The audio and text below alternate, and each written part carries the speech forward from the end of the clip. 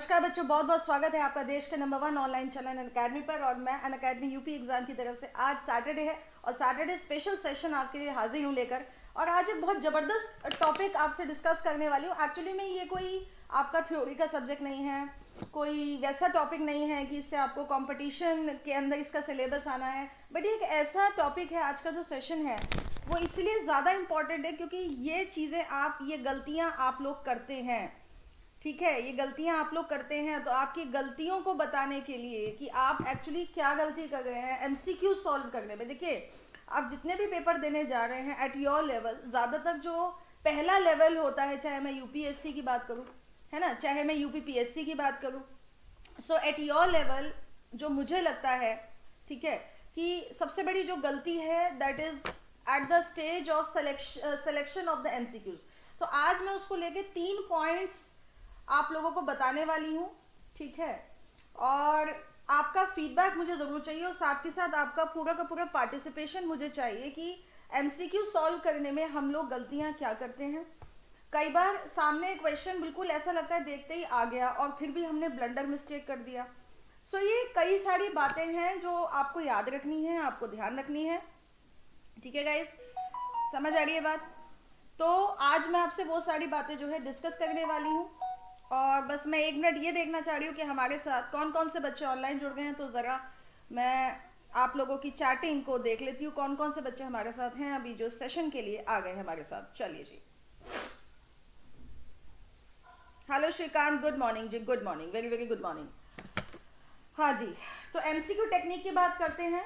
तो अभी तक ज़्यादातर बच्चे हमारे साथ हैं नहीं, कोई बात नहीं, कोई बात नहीं, अभी आ जाएंगे, वेट कर लेते हैं, क्योंकि आज मैं बहुत सारे पॉइंट्स आपको वो बताने वाली हूँ जो आप सोचोगे कि यार यार ऐसा भी होता है कि एमसीक्यू हम सॉल्व करने में ये वाली गलतियां करते हैं। तो वो सारी गलतियां आज मैं आपकी डिस्कस करने वाली हूँ, ठीक है। तो सबसे पहली जो गलती आप लोग करते हैं, the very first mistake that you are doing guys, देखिए, एक हमेशा याद रखिए कि जब भी हम लोग एमसीक्यू सॉल्व करते हैं तो ज़्यादातर हम क्या करते हैं, या तो हम क्वेश्चन 1 से उठा लेते हैं, है ना, ज़्यादातर क्वेश्चन 1 2 3 4 5 6 7 8 9 ऐसे करके हमने उठा लिया। या फिर हम लोग क्या करते हैं, हमारे से कुछ की आदत होती है बिल्कुल लास्ट का क्वेश्चन उठाएंगे, एकदम पीछे का, सबसे पीछे का क्वेश्चन उठाएंगे, है ना, और वहां से क्वेश्चन सॉल्व करना शुरू कर देंगे। तो बहुत ध्यान से सुनते रहिएगा, मैं गलतियां आज आपकी बताने वाली हूँ। तो पहला जो आज आपको समझना है पॉइंट, वो ये समझना है कि कभी भी ना नेवर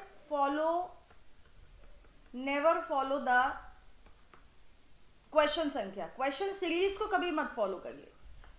अब आप कहोगे कि मैम इस बात से क्या फर्क पड़ता है, मैं बोलूंगी कि भैया इस बात से फर्क ये पड़ता है, हमेशा ध्यान रखिए, पहले की बात तो अलग थी, यूपीएससी तो हमेशा से ही टफ लगा है लोगों को। सिविल सर्विसेज की मैं बात करूं, अगर आप कोई वैसे पेपर भी देने जा रहे हो ना एसएससी का, चाहे आप ऑफलाइन पेपर देने जा रहे हो, चाहे आप ऑनलाइन पेपर देने जा रहे हो, चाहे आप सीबीटी देने जा रहे हो, है ना, चाहे आप इंजीनियरिंग का पेपर देने जा रहे हो, या आप नॉर्मल एडमिनिस्ट्रेटिव पेपर देने जा रहे हो, या आप कोई भी पेपर देने जा रहे हो, गुड मॉर्निंग आशीष जी, तो हमेशा एक पैटर्न होता है। एग्जामिनर जब क्वेश्चन फ्रेम करता है ना, आपका क्वेश्चन पेपर पूरा फ्रेम करता है, ऑब्जेक्टिव क्वेश्चन पेपर जब वो फ्रेम करता है, तो वो हमेशा ही कोशिश करता है कि पहले और शुरुआत के और लास्ट के, है ना, शुरुआत के और लास्ट के कुछ क्वेश्चंस को 6 7 8, अभी डिपेंड करता है। मान लीजिए अगर मैं यूपीएससी की बात करूं, या मैं आपके लेवल पर यूपी पीसीएस की बात करूं, या मैं यूपी ट्रिपल एससी की बात करूं, जो भी एग्जामिनेशन आप देने जा रहे हो, तो उसमें होगा क्या, लास्ट शुरू के 10 क्वेश्चन और लास्ट के 10-12 क्वेश्चन, यानी कि कुल मिला के 20 क्वेश्चन ऐसे होंगे आपके पेपर में, है ना। अगर 150 क्वेश्चन जीएस के अंदर आना है तो उसमें कम से कम 20 से 30 क्वेश्चन ऐसा होगा जो जबरदस्ती आपको साइकोलॉजिकली हैरेस करने के लिए डाला जाता है। बात समझ रहे हैं, यानी कि बच्चा क्या करेगा, या तो वो लास्ट से शुरू करेगा, है ना। हाँ, बच्चों की स्ट्रैटेजीज होता है ना, अब चोर को पकड़ने के लिए चोर बनना पड़ता है, पुलिस बन के अब कभी चोर को नहीं पकड़ सकते। तो वही बात है, अब उन्होंने क्या करा, उनको बताया तो बच्चा 1 से शुरू करेगा या बच्चा लास्ट से शुरू करेगा। तो वो क्या करेंगे, वो ये करेंगे कि शुरू के 10 क्वेश्चन और लास्ट के 10 क्वेश्चन वो बहुत हार्ड दे देंगे, मतलब आउट ऑफ द जंक ऐसे क्वेश्चंस देंगे कि अगर यूपीएससी की बात करूं तो वो भी बम फोड़ देगा यूपीएससी। और आप हर साल का एनालिसिस देखिएगा, जब भी कभी बात होती है यूपीएससी के पेपर एनालिसिस की, तो उसमें से हमेशा 20 से 30 क्वेश्चन का जो डिफिकल्टी लेवल होता है वो एक्सट्रीमली टफ होता है। क्या होता है, डिफिकल्टी लेवल जो होता है एक्सट्रीमली टफ होता है। तो ये इसीलिए और हमेशा ये कोशिश की जाती है कि ये जो टफ क्वेश्चंस का जो फॉर्मेट है इसको शुरुआत में डाला जाए या इसको सबसे पीछे डाला जाए, तो और बच्चे इस ट्रैप में आ जाते हैं। तो क्या होगा, पहले जब आपने एकदम क्वेश्चन पेपर उठाया तो आप एकदम हिट हो गए साइकोलॉजिकली कि अरे यार ये तो पता नहीं कहाँ से आ गया। फिर क्या होगा, आपके ब्रेन पे स्ट्रेस पड़ना शुरू होता जाएगा। This is a psychological torture. तो एक तरीके से ब्रेन जो मोरल है बच्चे का, वो होता है ना कि आप कुछ भी पढ़ के गए लेकिन एकदम से अगर ऐसे बम्पर क्वेश्चन चापड़ तोड़ ऐसे क्वेश्चन आ जाए जो हो सकता है आपने कभी सुने हो किसी जमाने पहले, and you are not prepared for such questions guys, तो उस चक्कर में क्या होगा, उस चक्कर में आपके जो बाकी क्वेश्चंस के जो डिसीजन लेने की जो क्षमता है, डिसीजन मेकिंग जो पावर है, वो आपकी डिस्टर्ब हो जाएगी। बात समझ में आ रही है जी, वो आपकी डिस्टर्ब हो जाएगी। ये ऐसा होता होगा 100% आपके लिए, प्लीज बहुत ध्यान से सुनते रहिए। ये पहली मिस्टेक है जो आपको नहीं करनी है एमसीक्यू सॉल्व करने में। आपको कभी भी क्वेश्चन सीरीज को फॉलो नहीं करना है। दूसरा मिस्टेक समझिए जो आप लोग करते हैं, दूसरा जो मिस्टेक आप लोग करते हैं, पॉइंट नंबर 2 है ना, दूसरा मिस्टेक हमेशा याद रखिए, जब भी आप क्वेश्चन सॉल्व करें तो बीच बीच में से, अच्छा ठीक है कोई बात नहीं उन्होंने हार्ड क्वेश्चन दिए, कोई बात नहीं, आपको क्या करना है, आपने पहला क्वेश्चन पढ़ा, आता है नहीं आता ठीक है छोड़ो, स्ट्रेस नहीं देना, मतलब पढ़ते ही आपको समझ आ जाएगा कि whether you would be able to handle this question और नॉट। दूसरे क्वेश्चन पढ़ा छोड़ दिया, नहीं अभी बढ़ करेंगे। आप अपने पूरे क्वेश्चन पेपर को, ये डिपेंड करता है, आप देखिए ज्यादातर जो आप प्रीलिम्स वगैरह के पेपर देने जाते हैं या आप स्टेट पीसीएस के पेपर देने जाते हैं तो ज्यादातर उसके जो टाइम मिलता है आपको 2 आवर्स का मिलता है, ठीक है, जो नॉर्मली देखा गया है 2 आवर्स मिलता है, कहीं कहीं पर 2.5 आवर्स मिलता है किसी किसी स्टेट पीसीएस में। तो अब आपको करना क्या है, इन 2 आवर्स को एफिशिएंटली डिवाइड कर लेना है। आपको क्या करना है, पहला टाइम रखना है 30 मिनट्स का, ठीक है, सॉरी हाँ 30 मिनट्स का, दूसरा टाइम रखना है 1.5 आवर्स का, और तीसरा टाइम रखना है फिर 30 मिनट्स का। तो आपको अपने टाइम को 3 स्लॉट्स के अंदर डिवाइड कर लेना है। आपको अपने एमसीक्यू सॉल्विंग टाइम को 3 स्लॉट्स के अंदर डिवाइड करना है। बात समझ में आ रही है, 3 स्लॉट्स के अंदर। अब चाहे मैं उन बच्चों के लिए भी बता रही हूँ, ये जरूरी नहीं कि मैं केवल यूपी पीसीएस के अंदर जो बच्चे बैठ रहे हैं, ये आप इंडिया के किसी भी एग्जामिनेशन में बैठ रहे हैं, चाहे आप जेई के पेपर में बैठ रहे हैं, चाहे आप एसएससी सीजीएल के पेपर में बैठ रहे हैं, चाहे आप जीडी के पेपर में बैठ रहे हैं, चाहे आप आईईएस के पेपर में बैठ रहे हैं, या फिर आप किसी इंजीनियरिंग क्वालिफाइंग सर्विसेज के अंदर बैठ रहे हैं, ये जो बता रही हूँ मैं आपको बात, ये बिल्कुल रिसर्च बेस्ड बात है, ये कुछ भी मेरे मन की बात नहीं है, ऐसा देखा गया है, ऐसा नॉर्मली किया जाता है जब पेपर फ्रेम किया जाता है। तो आपको करना क्या है, हेलो अतुल जी नमस्कार, तो आपको करना क्या है, पूरे पेपर को, जैसे आपको 2 घंटे मिले पेपर सॉल्व करने के, तो आपको उसको 3 स्लॉट्स में बांट लेना है, ठीक है, सॉरी ये मैंने 1.5 घंटा लिख दिया, ऐसे करेंगे 1 घंटा, सॉरी 30 मिनट्स, उसके बाद 1 घंटा, उसके बाद फिर 30 मिनट्स। तो 3 स्लॉट्स में आपको अपने सॉल्विंग टाइम को जो है वो डिवाइड कर लेना है। और पहला स्टेटमेंट क्या बताया मैंने आपको, पहला पॉइंट क्या बताया कि never ever follow the series of question, है ना, कभी भी ये उस पर चिपट मत जाइए कि नहीं यार ये क्वेश्चन मैं अभी करके छोड़ूंगा, ये मुझे आने का फर्स्ट दृष्टि में लगता है ना, प्राइमा विजिटे लगता है कि नहीं यार मैं इसको नहीं कर सकता लेकिन कर लूंगा। एडजस्टमेंट की बात नहीं करनी है यहाँ पर, एडजस्टमेंट तो करना ही नहीं है क्वेश्चंस के साथ, ठीक है। तो उसमें आपको क्या करना है, उसमें आपको ध्यान ये देना है कि अगर प्राइमा फेसी आपको लगता है questions you are unable to solve it, ठीक है, वो बाद में थोड़ा सोच विचार के ऐसा कोई क्वेश्चन है तो आप उसको छोड़ दीजिए, ठीक है, you just leave it for the 1 hour slot. जो second slot, this is slot number 1, this is slot number 2, this is slot number 3, तो 1 2 3। हाँ आशीष जी पूछिए, आप क्या पूछना चाहते हैं। तो पहली गलती मैंने आपको बता दी कि क्वेश्चन सीरीज को फॉलो नहीं करना है। दूसरी गलती जो आपको करनी है कि एक बार में क्वेश्चन पे चिपटना नहीं है कि भाई यही क्वेश्चन अभी सॉल्व करके उठूंगा मैं तभी नेक्स्ट क्वेश्चन पे जाऊंगा, ये आपको बिल्कुल नहीं करना है। This would lower your brain moral, आपका ब्रेन मोरल बिल्कुल नीचे डाउन हो जाएगा। आशीष जी बोल रहे हैं कि मैम जो क्वेश्चन लॉन्ग होते हैं बट होते सिंपल है लेकिन टाइम टेकन बहुत होते हैं इसलिए टाइम वेस्ट होने लगता है और ज्यादा टाइम भी नहीं बचा है, तो ऐसे क्वेश्चंस का क्या करें। चलिए अब मैं आपको बहुत बढ़िया बात बताती हूँ, ये प्रॉब्लम आती है ज्यादातर बैंकिंग के क्वेश्चंस में या ऐसे क्वेश्चन में जैसे आईबीपीएस का आप पेपर देने जा रहे हो या ऐसे आप पेपर देने जा रहे हो जिसके अंदर 4 सेक्शन है, section A, section B, section C और सेक्शन डी। देखिए बिल्कुल सही कह रहे हैं आशीष जी, कई बार कुछ पेपर्स ऐसे होते हैं जो सेक्शंस में डिवाइड होते हैं, है ना, हर सेक्शन में आपको 25-25 क्वेश्चन मिलेगा, section A 25, section B 25, section C 25, section D 25, तो 25-25 क्वेश्चन आपको मिलेंगे। बात समझ में आ गई? 25 क्वेश्चन आपको मिलेंगे। अब आपको करना क्या है, मान लीजिए एक सेक्शन है उसमें लिखा है क्वालिटेटिव एप्टीट्यूड, ठीक है, क्वालिटेटिव एप्टीट्यूड। एक सेक्शन है उसमें लिखा है रीजनिंग। तो अब इसमें लंबे क्वेश्चंस ज्यादातर आपको देखा होगा आपने कि इसमें प्रोबेबिलिटी और कॉम्बिनेशन वाले क्वेश्चन आते हैं कि जैसे 5 आदमी थे ABCDE, उन्होंने 5 कलर के कपड़े पहने हुए थे, लाल पीला हरा नीला काला, उनमें से 5 प्रोफेशन है सबके, एक क्रिकेटर है, एक डॉक्टर है, एक इंजीनियर है, एक टीचर है और एक बैंकर है। तो और वो ऐसे बैठे वैसे बैठे, मतलब आपको हमेशा जो सिचुएशन मिलेगा उस तरीके से मिलेगा। तो ऐसे क्वेश्चंस को मेरे अकॉर्डिंग, मेरी जो सलाह है, उनको प्रथम दृष्टिया प्राइमा फेसी आप छोड़ दीजिए। Prima facie according to the research verdict, ये मैं नहीं कह रही हूँ, ये रिसर्च बोलती है। आप जब कभी किसी हाई लेवल साइकोलॉजिकल डिस्कशंस में जाएंगे तो वो आपको बोलेंगे कि ऐसे जो क्वेश्चंस होते हैं उनको लीव आउट कर दीजिए, ठीक है। अगर आपके पास फालतू टाइम बचता है उसको जाइए, उसको कर दीजिए, अगर आपको लगता है नहीं तो उसको छोड़ दीजिए। ये क्वेश्चन बनाए ही आपको ट्रैप करने के लिए जाते हैं, जिससे आपका टाइम किल हो, आप पे प्रेशर बढ़े, और जो क्वेश्चन आप सॉल्व करने की एबिलिटी रखते हैं वो क्वेश्चंस आपके सॉल्व ना हो पाए। जो बच्चे अभी अभी हमारी वीडियो पर आए हैं वो प्लीज वीडियो को लाइक शेयर जरूर करेंगे। बात समझ में आ रही है? आशीष जी, आपको अपनी बात का जवाब मिल गया जो मैं बताना चाह रही हूँ। तो प्राइमा फेसी ऐसे क्वेश्चंस को छोड़ दीजिए, ठीक है। और दूसरा बात मैंने क्या बताया आपको, अपने टाइम स्लॉट को 3 भागों में बांट लीजिए। पहले स्लॉट में आपको सब टिक आउट करना है, एक बार में हो जाता है, पढ़ा हुआ आ जाता है, ठीक है, नहीं आता है छोड़ दीजिए। उसके बाद जो अगला 1 घंटे का स्लॉट आप बनाते हैं, उस 1 घंटे के स्लॉट में आप उन क्वेश्चंस को करेंगे जो पहले पढ़ने के बाद आपको ये लगा कि नहीं यार, हाँ ये मैं कर लूंगा लेकिन थोड़ा समय लेके करूंगा, ठीक है। मान लीजिए 2 ऑप्शंस आपको आते हैं। अब अगली प्रॉब्लम क्या आती है बच्चों के साथ, जो मैंने जनरली बच्चों से सुना है कि एक बहुत बड़ी प्रॉब्लम ये होती है कि मैम ये 4 ऑप्शंस हैं ABCD, है ना।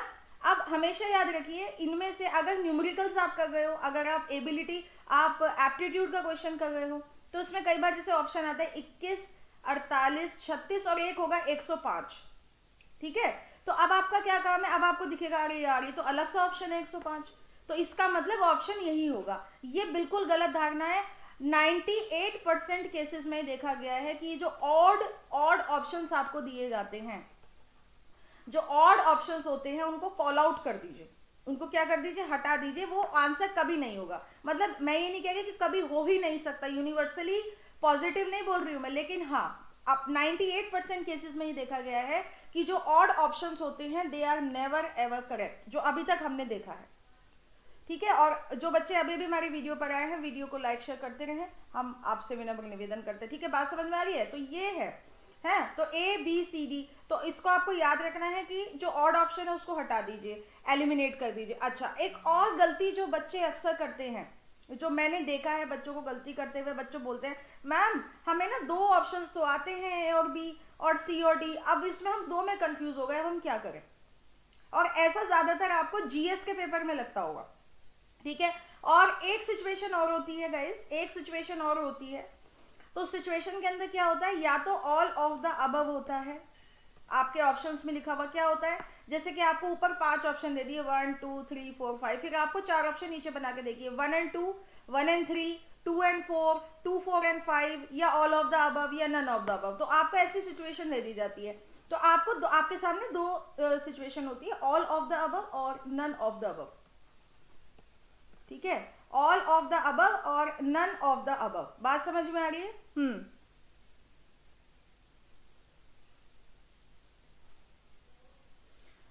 आशीष ने आरओ का विधानसभा का प्री हुआ था, पेपर बहुत कूड़ा आया था और मैंने मेंस भी दिया जाकर, बट ओवर कॉन्फिडेंस में, यही तो बात है ना, ओवर कॉन्फिडेंस तो होना ही नहीं है। वो क्वेश्चन फ्रेम ही ऐसे किया जाता है कि आपका या तो मोरल इतना ऊपर हो जाए कि आपको आपकी जजमेंट की पावर खत्म हो जाए, यही तो बैलेंस होता है ना, दिस इज द बैलेंस। जब भी आप पेपर देखो, अब जब आप ऑफिसर बन जाओगे, है ना, तो अभी तो आप पेपर देके ऑफिसर बन रहे हो, मतलब क्वालिफाई कर रहे हो। जब आप रियल लाइफ में ऑफिसर बनोगे then you have to take the decisions. अब उसमें ओवर एक्साइटमेंट में आके या जोश में आके या भावुकता में आके आपने ऐसे डिसीजन ले लिए, है ना, हो सकता है किसी रिलीजन को बुरा लग जाए, हो सकता है किसी विशेष संप्रदाय को बुरा लग जाए, हो सकता है किसी एक कम्युनिटी के साथ कुछ गलत हो जाए, है ना। तो बीइंग एन ऑफिसर, जब आप, गुड मॉर्निंग रोहित जी, वेरी वेरी गुड मॉर्निंग। तो जब आप इस तरह की बातें करोगे तो वो अभी जो इफेक्ट पड़ेगा, इसलिए आप डिस्क्वालीफाई हो गए। आपने क्या करा, 55 मिनट में पेपर सॉल्व कर दिया और आप खत्म। बात समझ में आ गई? 1 साल के लिए घोड़े की रेस से बाहर हो गए। यही गलतियां हम लोग करते हैं। ऐसा नहीं है कि जो बच्चा डिस्क्वालीफाई होता है, या कई बार कुछ बच्चे प्रीलिम्स भी नहीं क्लियर कर पाते। मैंने आपसे अपने पिछले स्पेशल सेशन में भी बोला था कि हम ओवर कॉन्फिडेंस में आ जाते हैं, है ना। और ऐसा नहीं है कि हम वाकई में बेवकूफ हैं, या जो बच्चे प्रीलिम्स क्लियर करके बैठ गए हैं, अब जैसे मैं 2 बार मेंस निकाला है, तो ऐसा नहीं है कि हम लोग बेवकूफ है। अगर मैंने 2 बार मेंस दिया है और 2 बार मेंस नहीं निकला तो उसका मतलब ये कोई ना बेवकूफ हो गए, no, doesn't mean that, doesn't, इसका मतलब ये है कि कहीं ना कहीं हमने कुछ ऐसी स्टूपिड मिस्टेक्स करी है कि जिसकी वजह से डिस्क्वालिफिकेशन हो गया। बात समझ में आ रही है कि नहीं? तो अब मेरी बात ध्यान से सुनिए, जो मैं आपको एक इंपॉर्टेंट पॉइंट बताने की कोशिश कर रही हूँ। बच्चों, जो 2 ऑप्शंस होते हैं ना आपके, ऑल ऑफ द अबव और नन ऑफ द अबव, तो ज्यादातर जो एनालिसिस कहता है, रिसर्च एनालिटिक्स कहते हैं, वो ये कहते हैं कि, और मेरी बात सुन लीजिए, अगर कोई एजुकेटर हमारी वीडियो देख रहा है, कोई कोचिंग संस्थान हमारी ये वीडियो देखेगा, तो मैंने जो पॉइंट्स बताए हैं ये कॉपीराइटेड पॉइंट्स हैं। अगर आपने इन पॉइंट्स को मोड़ तोड़कर, इन तथ्यों को अपनी वीडियो में शामिल किया, मैं सभी वीडियो वालों के लिए बोल रही हूँ जो अनअकैडमी की मेरी वीडियो देख रहे हैं या देखेंगे, तो I can claim a legal right on them. आप मेरे इस डेटा को यूज नहीं कर सकते हैं। सभी के लिए एक संदेश मैं दे रही हूँ, जो मैं जितना प्रेजेंट कर रही हूँ दिस इज लीगली डिस्क्लेम्ड, तो काइंडली डोंट। मैं अनअकैडमी के एजुकेटर्स को भी बोलूंगी कि मेरे इस जो भी मैंने बताई हैं tips and tricks, they are legally copyrighted, इसको आप यूज ना करें, ठीक है। बाकी बच्चों आप खूब यूज करो मतलब अपने लिए यूज करो, सुनते रहो। तो ऑल ऑफ द अबव या नन ऑफ द अबव, तो ज्यादातर 98% केसेस में देखा गया है कि ऑप्शन इन दोनों में से ही एक होता है, ठीक है। ये मतलब मैं 98% आपको फैक्ट बता रही हूँ। 95 से 98% चांस ये होता है कि जिन क्वेश्चन के अंदर ऑल ऑफ द अबव या नन ऑफ द अबव होता है, तो ज्यादातर आंसर्स यही होते हैं, ठीक है। अब ये आपके ऊपर है। अब ऐसा तो है नहीं बच्चा, मैं तो नहीं मानती कि अगर आप पेपर देने जा रहे हो तो आपको इनमें से एक भी ऑप्शन नहीं आता, एक भी नहीं आता, आपको एक भी पता ही नहीं आपने एक भी सुना ही नहीं, ऐसा नहीं हो सकता। अगर आपको लगता है ना कि 3 ऑप्शंस है और 2 में कंफ्यूजन है, तो you can go for all of the above. बिल्कुल, आप मेरे कहने से ऑल ऑफ द अबव पे टिक लगा सकते हो, मेरे कहने से। अगर आपको लगता है कि यार 3 ऑप्शंस का तो मुझे पक्का पता है, 2 पर 2 तो मैंने सुने नहीं, अब मैं क्या करूं यार, क्या करूं। तो कई बार क्या होता है, आप रिस्क नहीं लेना चाहते। लेकिन अगर आप रिस्क लेने के मूड में है, मैं ये नहीं कह रही बिल्कुल अंधे होकर अक्कड़ बक्कड़ बम्बे वो करके आप रिस्क ले लीजिए, no, that is not at all advisable. मैं बिल्कुल ये नहीं कह रही हूँ, ये सब आपके डिस्क्रिप्शन पे बेस्ड है। मैं सिर्फ आपको जो रिसर्च बोल रही है वो मैं आप तक लेकर आई हूँ आज की क्लास में। तो बहुत ध्यान से सुनते रहिए, और जो आपको अच्छा लगे, जो गलतियां आपको लगे, आप महसूस करें कि हाँ नहीं यार ये गलती मुझसे हो रही है, and maybe this is one of the reasons that I am not able to qualify the examination, या I am leaving out at the last point, तो वो गलतियां आप मत कीजिएगा, ठीक है। तो अब मैंने आपको मल्टीपल चॉइस का भी बता दिया कि ज्यादातर देखा गया है अगर ये दोनों ऑप्शंस हैं तो या तो ऑल ऑफ द अबव होता है, नन ऑफ द अबव होता है। अब आपको 3 ऑप्शंस आते हैं, तो इस बिहाफ पे आप क्या कर सकते हैं, you can take a risk and you can go for all of the above option, ठीक है। बात समझ में आ रही है कि नहीं आ रही है? यहां तक मैंने आपको अभी तक 4, 5, 6 पॉइंट्स बता दिए हैं कि एमसीक्यू सॉल्व करने के जो गलतियां आप कर रहे हो, देखिए गलतियों से सीखते हैं हम लोग, तो गलतियां आप ये कर रहे हो, it is all brain hack, है ना। अगर आप जीएस का पेपर अटेम्प्ट कर रहे हो, ऑब्वियसली अब या तो करंट का कोई क्वेश्चन आया, उसमें पूछा कि कौन सी कंट्री पे ये हुआ, अब ये तो बिल्कुल ही ब्लंडर क्वेश्चन हो गया। जब आपको बिल्कुल पता ही नहीं है तो उसको तो अटेम्प्ट करने में कोई समझदारी है ही नहीं ना, लीव दैट क्वेश्चन आउट, ठीक है। लेकिन चलो उसका भी एक हैक आपको बताती हूँ आज, जबरदस्त हैक बताती हूँ उसका भी। अगर एक क्वेश्चन आपको मन कर रहा है अटेम्प्ट करने का, आपको ना कहीं से ही हो रहा है यार ये क्वेश्चन तो मैं कर सकता था, मुझे ध्यान नहीं आ रहा कैसे करूँ उस क्वेश्चन को सॉल्व, ठीक है। तो अब क्या करना है आपको, चलिए अब मैं आपको सबसे बम्पर पॉइंट बताती हूँ। आपको लग रहा है ऑप्शन 4 दिए हुए हैं, आपको सिंपल ऑप्शन है ना, सिंगापुर, मालदीव, 4 ऑप्शन आपको दिए हुए हैं, एक क्वेश्चन है और उसमें आपको बिल्कुल कुछ नहीं आता। तो अब आपको ज्यादातर जो ये देखा गया है एग्जामिनर, अगर आप देखो मैं 2 सिचुएशन बताऊंगी आपको, जो अगर आप कोई न्यूमेरिकल वाला पेपर कर रहे हो तो एग्जामिनर की कोशिश ये रहेगी कि उसमें एक ऑप्शन आपको ऐसा दे जो गलती करने के बाद, जब आप गलत कैलकुलेशन करोगे तो उसके बाद वही आंसर आएगा। फॉर एग्जांपल गलत कैलकुलेशन करने के बाद 26 आंसर आएगा, तो वो उसको नंबर ए ऑप्शन में जरूर डालेगा। आप क्या कहोगे, अरे यार ये तो मेरा कैलकुलेशन ठीक हो गया, ओ माय गॉड, मैं तो ठीक कर दिया ये क्वेश्चन। तो मतलब आप अपने आप पे सरप्राइज हो जाओगे कि गलत कैलकुलेशन के बाद जो आंसर आता है वो एग्जामिनर जरूर डालेगा आपके पेपर में। ये बात मेरी गांठ मार लीजिए आप। दूसरा ऑप्शन होगा, फिर तीसरा ऑप्शन होगा, फिर चौथा ऑप्शन होगा। तो एक गलती तो आप ये लोग ये करते हो कि गलत कैलकुलेशन को दोबारा रीचेक करते हुए, है ना, गलत क्वेश्चन को रीचेक करते हुए आप उस पर टिक लगा देते हो। तो ऐसे क्वेश्चन को आपको स्लॉट नंबर 2 के लिए रखना है, जो 3 स्लॉट्स मैंने आपको बताए, है ना, आधे घंटे का स्लॉट, फिर 1 घंटे का, अगर 2 घंटे का पेपर है तो 3 स्लॉट में बांट लीजिए आप उसको। ये मैंने अभी आपको शुरू में बताया था। तो 30 मिनट, 1 घंटा और 30 मिनट्स, ठीक है। और मैं फिर बता रही हूँ, जो बच्चे हमारी वीडियो पे आए हैं, शुक्रिया, बहुत बहुत शुक्रिया। वीडियो को लाइक शेयर करना ना भूलें। और जो भी मैं यहाँ पर बच्चों के लिए टिप्स एंड ट्रिक्स लाई हूँ, ये मेरा रिसर्च बेस्ड ट्रिप है, इसको कोई प्लीज अपने वीडियो में, अपने चैनल पर या अनअकैडमी का कोई एजुकेटर इसको यूज ना करे। दिस इज लीगली कॉपीराइटेड, ठीक है। I can take an action against this. So फिर बता रही हूँ। तो बच्चों, ये गलती आप करते हो, एक गलती तो ये वाली आप करते हो कि जो गलत कैलकुलेशन करके उत्तर आया फौरन उसको टिक लगा दिया, आप उसको दोबारा चांस ही नहीं देते। अब क्या है, OMR शीट है, अब OMR शीट पे एक बार आपने आंसर प्रिंट कर दिया तो वो गलत, आप उसे हटा कोई सकते हो, फिर आप बाद में जब दोबारा, अरे यार मैंने तो ये गलती कर दी, है ना। तो एक गलती आप ये करते हो। एक गलती ज्यादातर आप क्या करते हो, आप एलिमिनेट नहीं करते हो।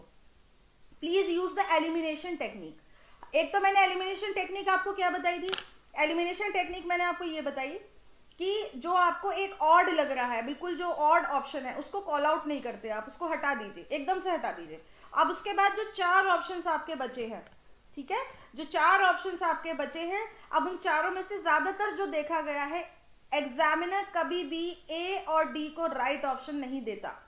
आपको एलिमिनेट करना है, आपको एलिमिनेट करना है, तो 2 हमेशा आपको ऐसे ऑप्शन मिल जाएंगे कि भैया एलिमिनेट हो गए और 2 बच जाएंगे। हमेशा क्या होता है, लास्ट पॉइंट पे 2 में कंफ्यूजन होता है। तो अब इसमें अक्कड़ बक्कड़ बम्बे वो नहीं करनी है आपको, यहाँ पे अक्कड़ बक्कड़ बम्बे वो नहीं करनी है आपको। आपको क्या करना है, आपको एक वाइज डिसीजन लेना है। ज्यादातर जो ऑप्शंस देखे गए हैं वो बी ऑप्शंस करेक्ट देखे गए हैं। साइकोलॉजिकली बता रही हूँ मैं आपको, जो जितने अभी तक पेपर एनालिसिस हम लोग करते हैं, तो हम लोग ये भी एनालिसिस करते हैं कि आंसर का ट्रेंड क्या है, आंसर का ट्रेंड क्या है। और एक बात सुनिए, एक जबरदस्त पॉइंट आपको मैं और बताती हूँ। जबरदस्त पॉइंट ये है कि एलिमिनेशन टेक्निक का आप जब सही इस्तेमाल नहीं करते हो तो उसके अंदर क्या होता है, देखिए आपके सामने 5 हैं, ठीक है, XYZ, YZX, WUV, VO, है ना, ABC और DEF। आपके सामने ये 5 ऑप्शन है, ठीक है। अब आपको पता है कि यार एक ये वाला ऑप्शन ऐसा है, इस कॉम्बिनेशन के अंदर Z सही है, Y सही है, आपको ये पता है इस कॉम्बिनेशन के अंदर ये दोनों सही हैं, लेकिन you are not sure about the X। फिर एक बिल्कुल ही अलग ऑप्शन आ गया ABCDEF। तो हमेशा याद रखिए, इस तरह के जो ऑप्शंस होते हैं वो कभी भी करेक्ट नहीं होते। आपको कंफ्यूज करने के लिए ये आउट ऑफ द पॉइंट्स यहाँ पर दिए जाते हैं, ठीक है गाइस। बात समझ में आ रही है जो मैं बताना चाह रही हूँ आपको। तो आज मैंने आपको, अभी देखिए बहुत बाकी है, MCQ सॉल्व करने के और भी हैक्स होते हैं। आज मैंने आपको 6-7 हैक्स बता दिए कि आप लोग क्या गलती करते हो। सीरियसली ये सब वर्केबल है, ये आपके डिस्क्रिप्शन पे है, आप इन्हें कैसे यूज करेंगे। जो बच्चे अभी भी मेरी वीडियो पे आए, उन्होंने पूरा वीडियो मिस कर दिया है, I would like to suggest them then kindly go through my video once again. अगर आपका ये पूरा वीडियो छूट गया है, इसको दोबारा देख लीजिएगा बच्चा। बात समझ में आ रही है। और जो भी मैंने यहाँ पर आपको हैक्स बताए हैं MCQ सॉल्व करने के, जो गलतियां मैंने आपको बताई आप अक्सर करते हो, kindly don't use it in any other video. कोई भी एजुकेटर, कोई भी चैनल मेरे इन हैक्स को यूज ना करे, दीज आर लीगली कॉपीराइटेड, ठीक है। और बाकी बच्चों आप जरूर फीडबैक दीजिएगा कैसा लगा, ये हैक्स आपके साथ होते हैं नहीं होते हैं, ठीक है। और ज्यादा से ज्यादा वीडियो को लाइक करिएगा, शेयर करिएगा। मैंने आपको आज 5-6 हैक्स बता दिए हैं कि किस तरीके से आपको क्वेश्चंस MCQ के आप क्या गलतियां करते हो और क्या हमें किस तरीके से उस गलती को टैकल करना है, how does we overcome that गलती। बेफालतू की स्टूपिड मिस्टेक्स होती है ये, और इन्हीं स्टूपिड मिस्टेक से आपका 1 साल बर्बाद हो जाता है। अब 1 साल के लिए घोड़े की रेस से बाहर हो जाते हो। बात समझ में आ रही है कि नहीं आ रही, ठीक है। सेक्शन वाइज वाला एनालिसिस में मैंने आपको बता दी कि कुछ पेपर्स में जिसमें सेक्शंस होते हैं। मैंने आपको न्यूमेरिकल वाले एग्जाम का भी बताया कि अगर आप कोई ऐसे पेपर में बैठ रहे हो जिसमें न्यूमेरिकल्स आता है एक सेक्शन के अंदर, उसको कैसे सॉल्व करना है। आपको मैंने जीएस वाले पॉइंट्स भी बता दिए कि जीएस के जब क्वेश्चन आते हैं तो उसको कैसे सॉल्व करना है, ठीक है। और मैंने आपकी जो साइकोलॉजिकली प्रॉब्लम होती है एमसीक्यू जब आप करते बैठते हो तो वो भी मैंने आपको बता दिया, ठीक है। और बाकी जिन बच्चों ने जो अभी भी हमारी वीडियो देख रहे हैं और लाइक शेयर नहीं करा है अभी तक, so the requested to kindly like share the video, ज़्यादा से ज़्यादा लोगों तक इसको पहुँचाएँ, है ना। और बाकी फिर मैं एक सेशन लेकर आऊँगी जिसमें मैं आपको ये बताऊँगी कि और हैक्स क्या है। इसका एक अनदर सेशन आएगा, अगर ये वीडियो आपको अच्छी लगी तो उसका मैं दूसरा पार्ट ज़रूर बनाऊँगी। This is part 1। तो देखेंगे कि आप अगली गलतियाँ क्या करते हो और क्या हैक्स होते हैं, रिसर्च बेस्ड हैक्स मैं आपको बताऊंगी। दिस इज नॉट तुक्का टेक्निक, ठीक है। बात समझ में आ गई बच्चा। और आशीष जी, आज पापा जी वीडियो नहीं देख रहे तो उनको बताइएगा जरूर कि हमने क्या बताया है अपनी वीडियो में आज। और दिस इज नॉट एनी अक्कड़ वक्कड़ बम्बे को, this is a legally scientifically proved जो भी पॉइंट्स मैंने आज आपको अपनी वीडियो के अंदर बताए हैं, ठीक है। चलिए, thank you so much guys. इतना सही सेशन था आज का हमारा और स्पेशल सेशन था। तो अब मैं मिलूंगी आपसे मंडे वाले दिन, और क्योंकि सैटरडे संडे ज़्यादातर हमारे जो कोर्स वाली क्लासेस है वो नहीं होती हैं यूट्यूब पर, अनअकैडमी पे चलती रहेंगी। आज क्लास है रात को 8 बजे, आइएगा जरूर, फाउंडेशन कोर्स वाली। और बाकी मंडे को वही अपना सुबह 10 बजे का सेशन, ठीक है। Thank you so much guys, अपना ध्यान रखिए, stay healthy, have a happy weekend, take care, bye bye, जय हिंद।